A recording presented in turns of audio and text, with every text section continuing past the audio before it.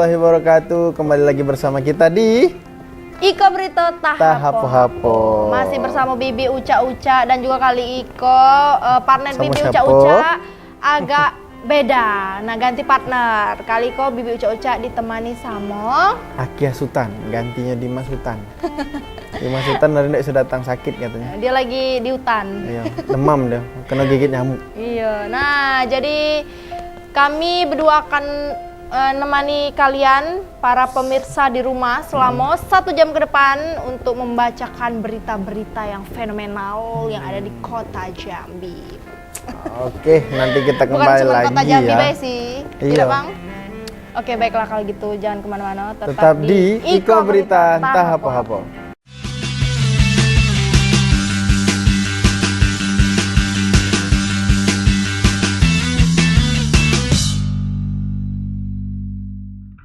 Ganti-ganti balik lagi di Iko Berita Tahapo-hapo. Oke. Bang, Hah, di tuh, ngapo? segmen pertama nih ada kriminal. Apa dia berita? Kriminal ini plesetan dari kriminal kayaknya ya.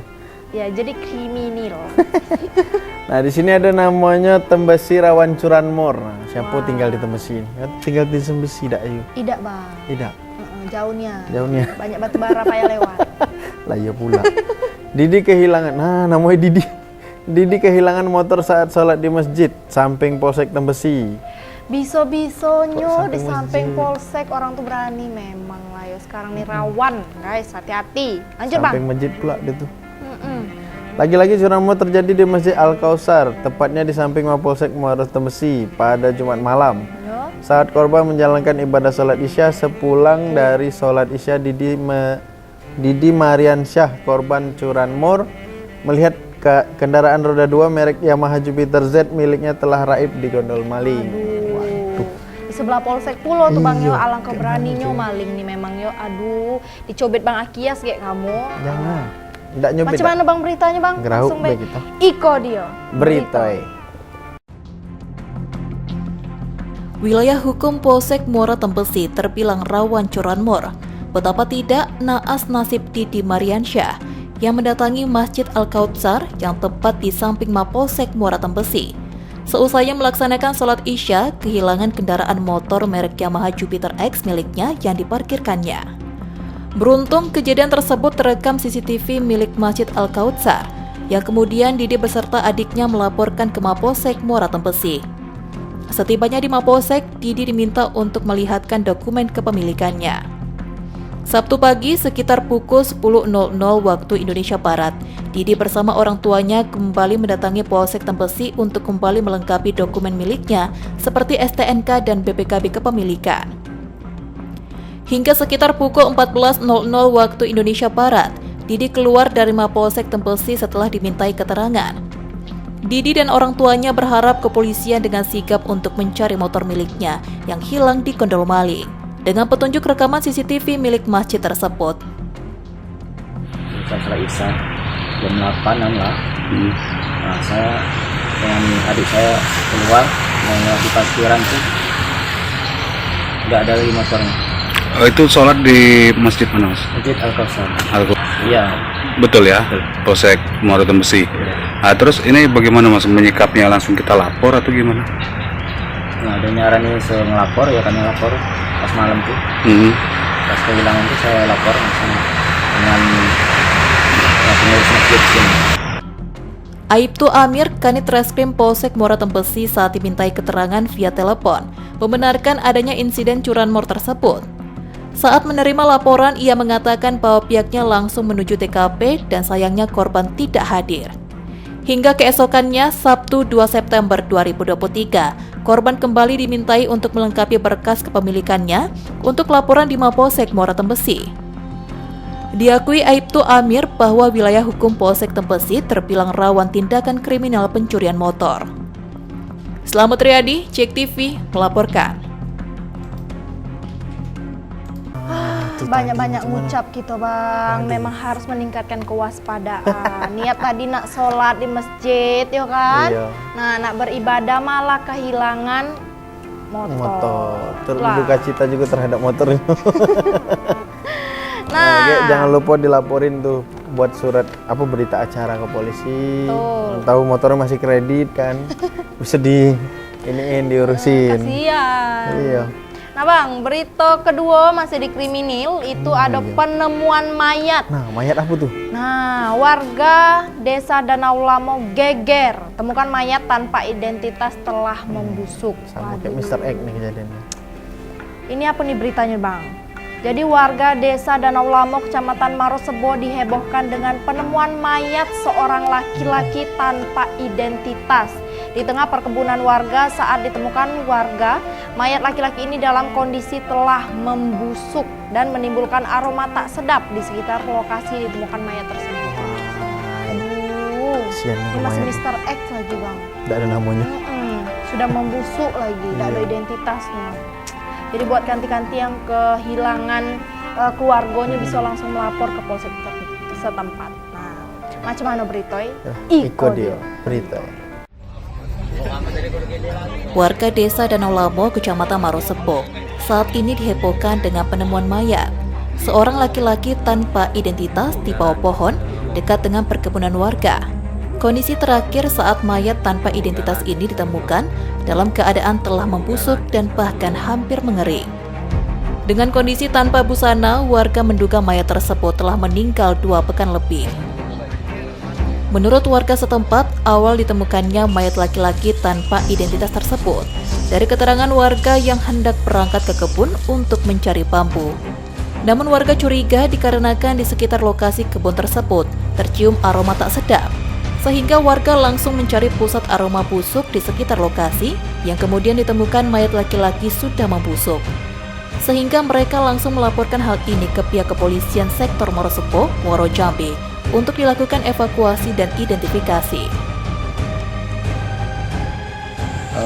Saat kejadian penemuan mayat, salah seorang warga itu mau mengambil rebung atau bambu untuk dimasak ketika bikin acara.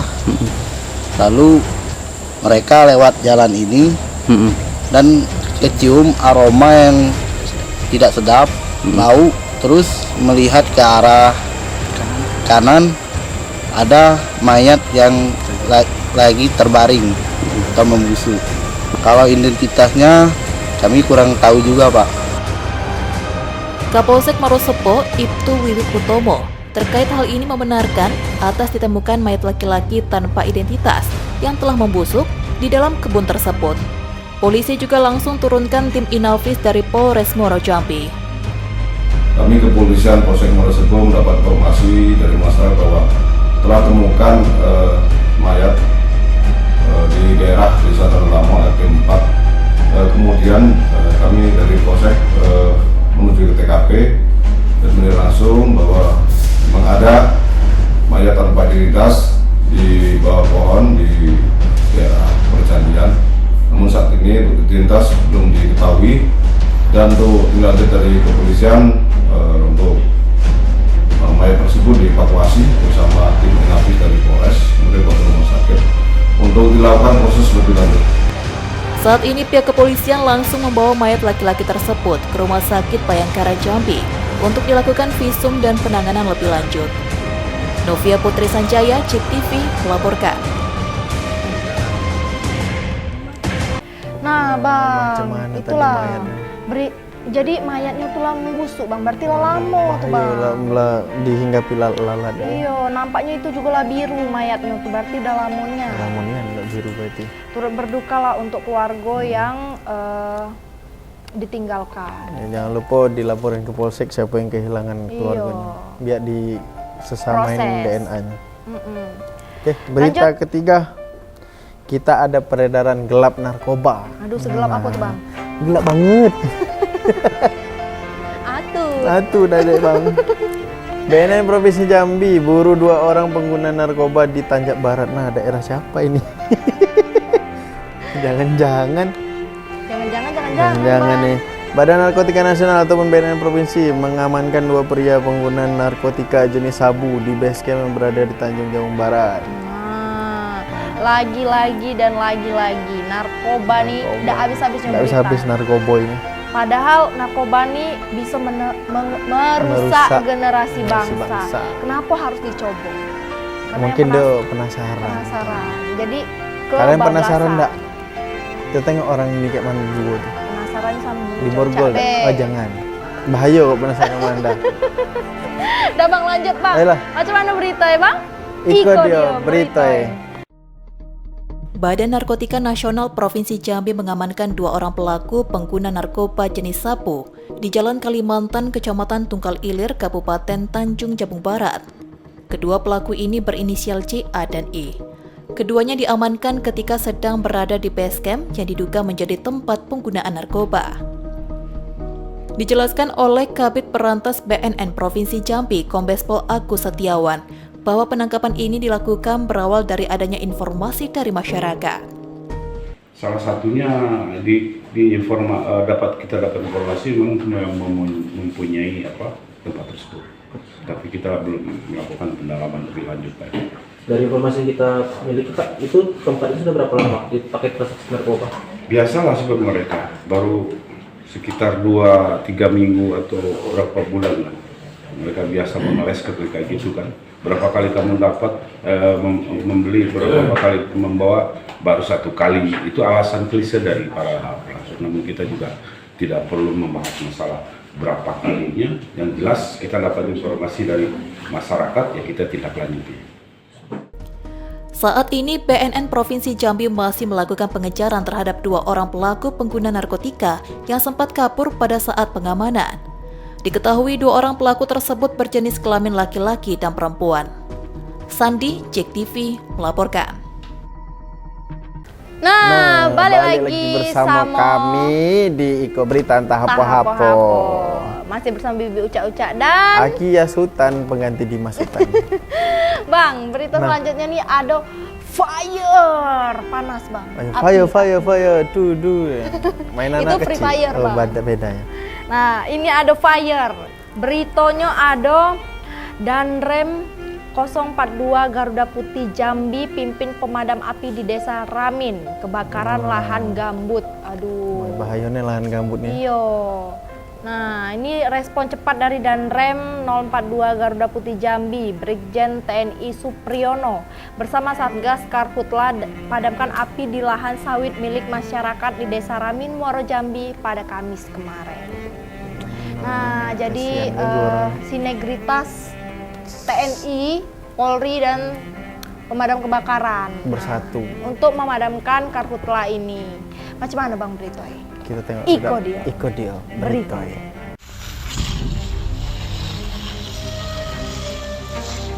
Danrem 042 Garuda Putih Brigjen TNI Supriyono memimpin langsung pemadaman api di areal perkebunan sawit milik masyarakat seluas kurang lebih 25 hektar bertempat di Dusun Setia Jaya, RT 09, Desa Ramin, Kecamatan Kumpe Ulu, Kabupaten Muaro Jambi, pada Kamis 31 Agustus 2023.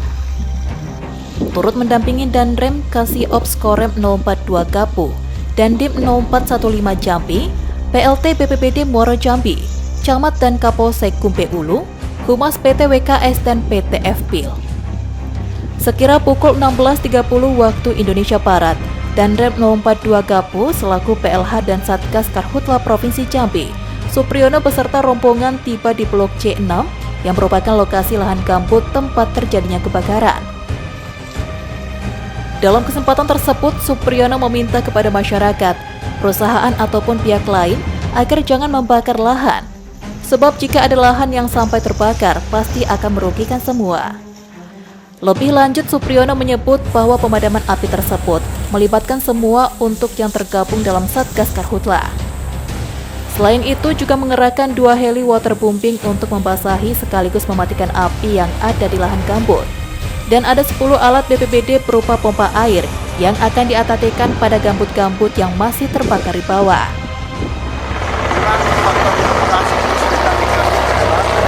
Kita tidak tahu apinya ada di mana. Yang keluar hanya asap. Keluarnya asap belum pegawai itu api. Karena asap bisa melalui celah-celah tanah.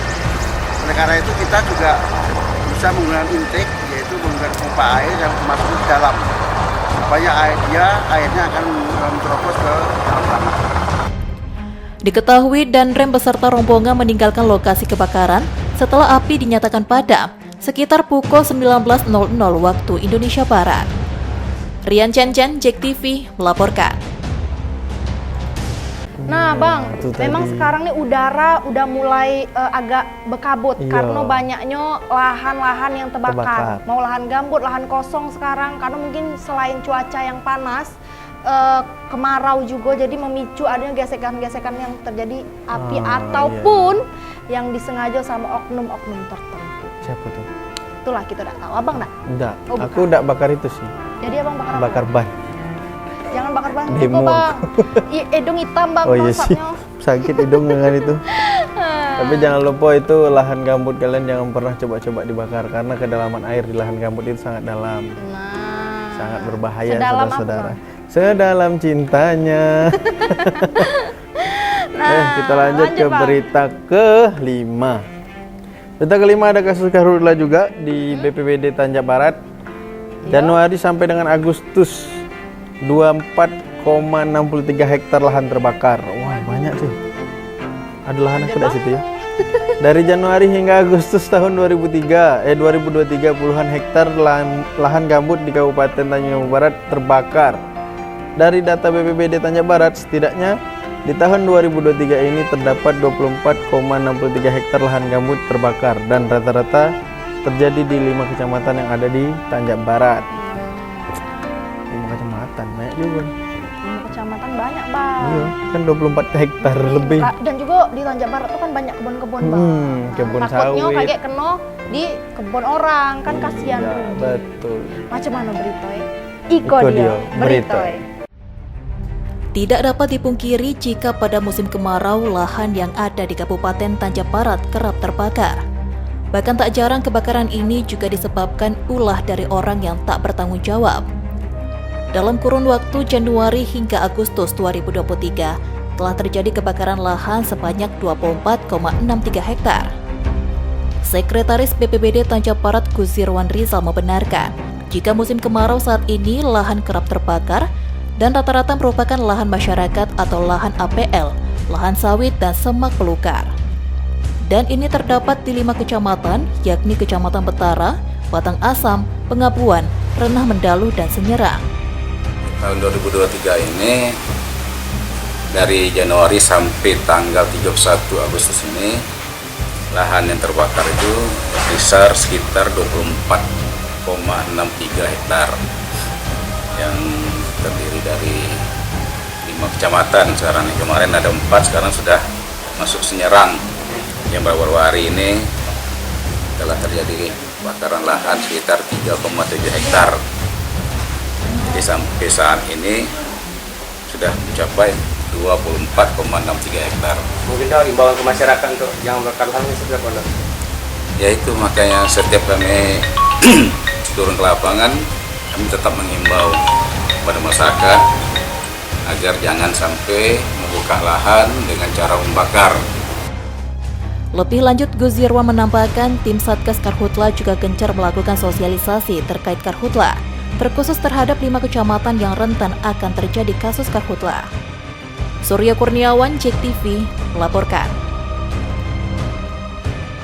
Nah, balik lagi di Iko Berito Tahapo-hapo bersama Bibi Uca-Uca dan juga Akia Sultan. Nah Bang, jadi kan tadi kan kita udah bahas tuh tentang kebakaran lahan. Karhutla. Nah sekarang di segmen ini ada serba-serbi, yaitu apa efek atau akibat dari kebakaran hutan tadi, kebakaran lahan tadi. Nah itu ada kualitas udara di kota Jambi buruk. ISPU dari parameter PM 2,5 mencapai 101 tanda kuning. Berarti udah mulai mau titik masuk hotspot. Darurat guys. Iya. Tapi belum ya, tapi mudah-mudahan Nggak sampai karena hari ada hujannya Ada hujan juga, beberapa jadi hari. jangan sampai ada kebakaran lagi yang membuat Semakin tebal asap-asap gitu nih. Nah, jadi Kepala Dinas Lingkungan Hidup Provinsi Jambi, Varial Adiputra, mengatakan kualitas udara di kota Jambi saat ini tidak sehat atau kategori buruk. Buruknya kualitas udara disebabkan asap kebakaran hutan dan lahan dan material debu pembakaran industri serta emisi kendaraan bermotor. Rupanya emisi ini mengaruh juga, tapi Iya. jangan kita bahas dulu. Kita nonton dulu sebelum kita bahas. Iko dia. Berita. Dinas Lingkungan Hidup atau DLH Provinsi Jambi menyatakan indeks standar pencemaran udara atau ISPU di Kota Jambi Senin 4 September mencapai 101 atau masuk kategori tidak sehat atau buruk. Kepala Dinas Lingkungan Hidup Provinsi Jambi Farial Adiputra mengatakan, buruknya kualitas udara di Kota Jambi terpantau melalui 2 stasiun alat air quality monitoring system atau AQMS di dalam Kota Jambi. Farial menyebutkan ISPU dari parameter PM2.5 mencapai 101 atau mencapai tanda kuning. Pencemaran berasal dari material yang berdebu, hasil pembakaran industri, emisi kendaraan bermotor, dan asap kebakaran hutan dan lahan di beberapa wilayah Jambi dan provinsi tetangga yakni Sumatera Selatan yang terbawa angin. Barusan, lebih kurang jam 11-an ini, itu sudah menunjukkan di angka 101, yang artinya kualitas udara di Jambi, khususnya di Kota Jambi, sudah tidak sehat. Karena itu tentu kita harus mengambil langkah-langkah terkait dengan kualitas udara yang tidak sehat ini.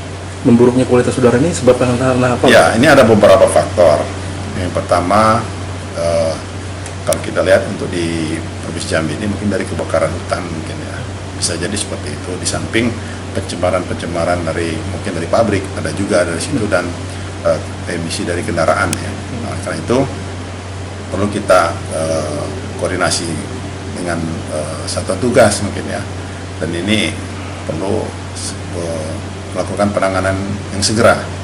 Dan terkait mulai buruknya kualitas udara khususnya di Kota Jambi, Farial mengatakan sudah melaporkan persoalan tersebut ke Gubernur serta berkoordinasi dengan Dinas Kesehatan untuk imbauan pemakaian masker. Sementara terkait pencemaran dari emisi pembakaran dari perusahaan, Farial menyebut rutin melakukan pemeriksaan pengecekan dan meminta perusahaan mengurangi pembakaran serta mengeluarkan peringatan. Rian Cencen, JEK TV, melaporkan.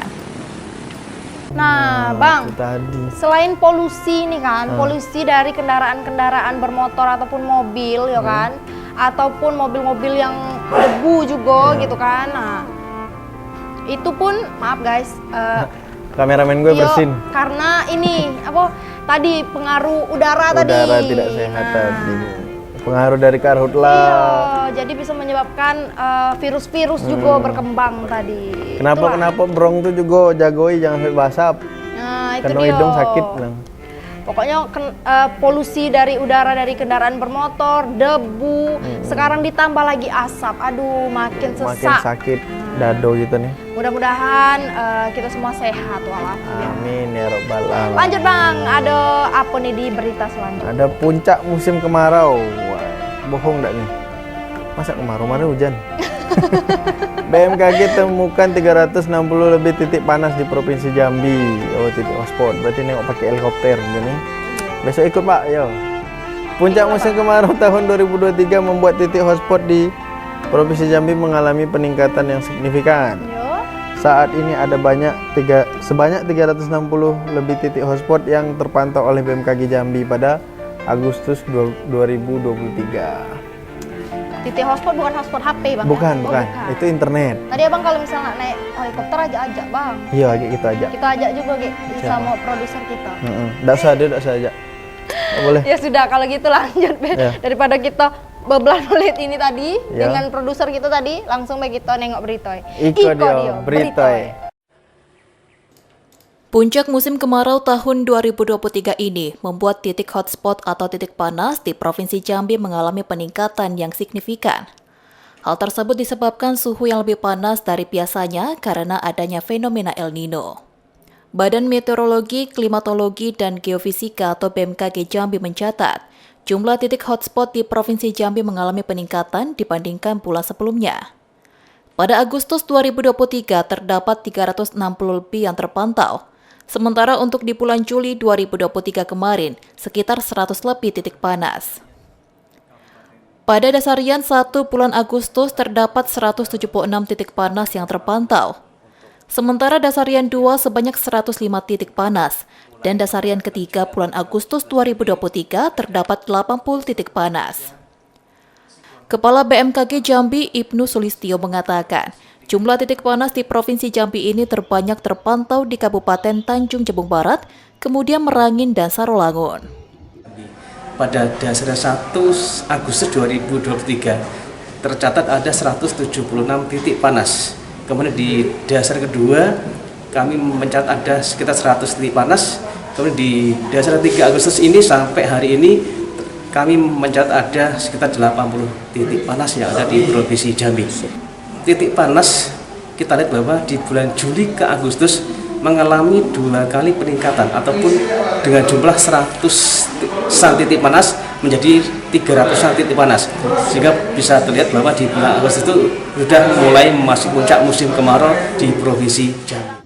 Dari total titik hotspot yang terpantau di bulan Agustus ini, ada sebanyak 5 titik hotspot dengan tingkat kepercayaan di atas 80%, yakni di Kabupaten Merangin. Rian Cencen, JEK TV, melaporkan. Balik lagi bersama Bibi Uca-Uca dan juga Akia Sultan di Ika Berita Tahapo-Hapo. Nah Bang, di segmen Ika ada apa Bang? Kali ini ada segmennya zebra namanya. Hah? Zebra? Iya, zebra yang belang-belang Duna. Belang-belang. Ada operasi zebra? Iya, operasi tidur. Jadi hari pertama operasi zebra Satlantas Polres Tanjung Jabung Barat tindak kendaraan yang melanggar aturan dalam berkendara. Salah satunya tidak menggunakan helm dan melawan arah atau forbidden. Pada razia hari pertama operasi zebra ini, beberapa kendaraan roda 2 dan roda 4 terpaksa di stop dan ditilang di tempat karena pengendara tersebut melanggar aturan dalam berlalu lintas. Nah, tuh kamu, apalagi budak-budak yang ABG, ya kan? Nah, ini wajib nih ditindak. Ditindak.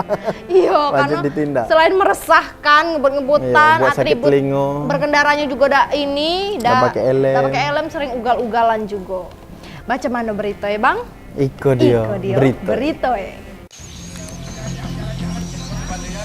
Senin 4 September 2023 merupakan hari pertama razia operasi zebra digelar. Di hari pertama operasi zebra ini, pengendara yang melanggar berlalu lintas terpaksa ditilang di tempat oleh petugas. Salah satunya pelanggaran yang kasat mata, yakni tidak memakai helm, tidak membawa surat kendaraan, serta melawan arus jalan atau forbidden. Satu persatu kendaraan yang melanggar terpaksa ditilang di tempat oleh pihak kepolisian dari Satlantas Polres Tanjab Barat. Kasat Lantas Polres Tanjab Barat AKP Rita Purnamasari mengatakan, di hari pertama razia ini selain standby melakukan titik razia di setiap persimpangan, petugas juga hunting keliling kota Kuala Tungkal, melihat dan menindak secara langsung terhadap pelanggaran. Sebab dari kasat mata, pelanggaran banyak ditemukan dari kendaraan roda 2, salah satunya tidak menggunakan helm. Beberapa poin penting dalam kegiatan operasi zebra ini diantaranya pengemudi yang menggunakan ponsel pada saat berkendara, pengemudi yang masih di bawah umur, berboncengan lebih dari 2 orang untuk roda 2, knalpot brong, melawan arus, pengendara roda 2 tidak menggunakan helm, serta pengendara roda 4 yang tidak menggunakan safety belt. Operasi zebra ini akan digelar selama 14 hari ke depan atau hingga 17 September mendatang. Dengan demikian, masyarakat yang menggunakan kendaraan roda 2 dan roda 4 diminta tetap melengkapi kendaraan baik SNK maupun safety berkendara lainnya. Dalam rangka operasi zebra 2023, Polres Tanjung Jabung Barat melaksanakan kegiatan patroli rutin ya. Patroli rutin diantaranya itu hunting di mana kami apabila menemukan pelanggaran kasat mata, kami langsung melakukan penindakan berupa tilang maupun teguran, baik roda 2 maupun roda 4. Jadi bisa dipantau ada beberapa kendaraan roda 2 pengendara yang tidak menggunakan helm, dan ada juga kendaraan roda 4 yang melanggar jalur yang tidak diperbolehkan, forbidden, sehingga kami juga lakukan penindakan.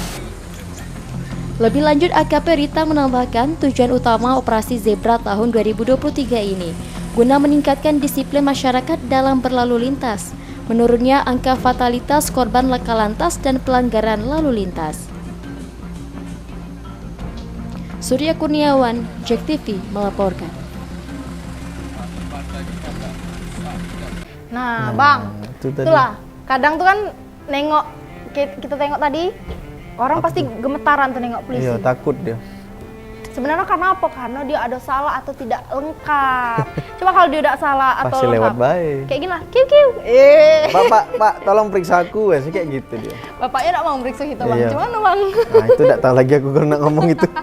Ampun, Pak. Itulah, jadi buat kanti-kanti sanak dulur segaloe, jangan lupa lengkapi kendaraan kalian, atribut kalian berkendara, dan juga hati-hati di jalan, jangan sampai ugal-ugalan karena sayangi nyawa kalian. Iya, aspal tidak lembut kawan. Iya, lanjut Bang. Oke.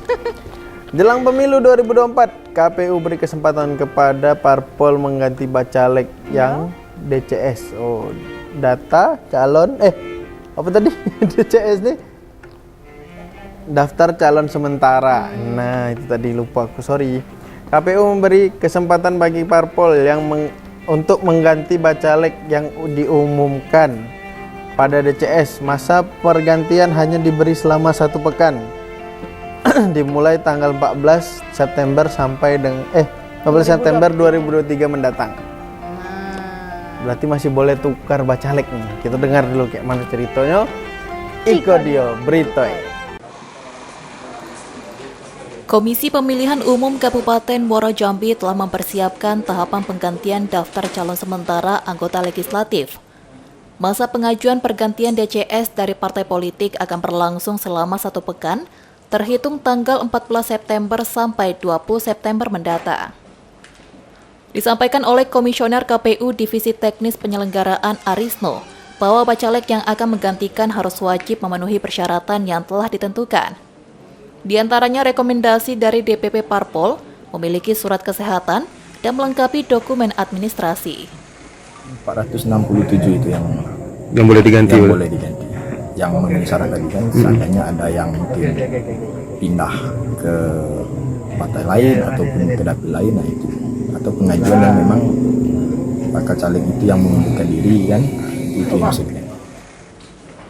Diketahui setelah tahapan pengajuan pergantian bacalek, KPU akan melanjutkan ke tahap verifikasi atas pengajuan pergantian DCS anggota legislatif DPRD Muaro Jambi. Verifikasi dilakukan 21 September hingga 23 September atau sebelum penetapan daftar calon tetap yang akan diumumkan pada 4 November 2023 mendatang. Novia Putri Sanjaya, JEK TV melaporkan. Nah, Bang, jadi masih bisa ditukar nih tadi bacaleknya. Iya, masih tukar. Bukan ini apa, dia ini sementara sebenarnya dikasih yang kemarin tuh, bukan yang tetap. Masih bisa diganti berarti sampai dengan 14 September ya.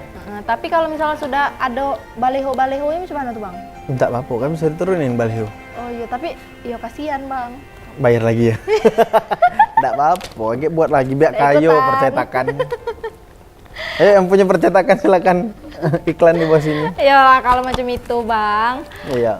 Selain percetakan kita suruh buat iklan di JEK TV nih, jangan lupa juga kita ingati sama yang di rumah untuk selalu nonton atau selalu pantengin di rumah Iko Berita Tahapo-hapo setiap hari Rabu jam 8 malam hanya di JEK TV Inspirasi kita. Tayangan ulangnya ada jam 5 sore besoknya. Berarti hari Kamis. Dan juga kalau tidak punya TV bisa nonton juga di stream kita. stream.jektv.co.id, dan juga kita punya YouTube, punya TikTok, punya Instagram, punya Facebook, punya apa lagi? Friendster.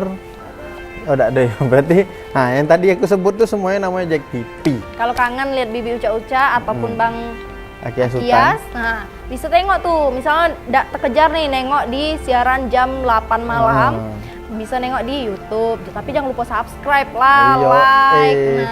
Kerja kalian apa kalau nggak subscribe ya kan? Kalau gitu sampai jumpa. Dadah. Dadah.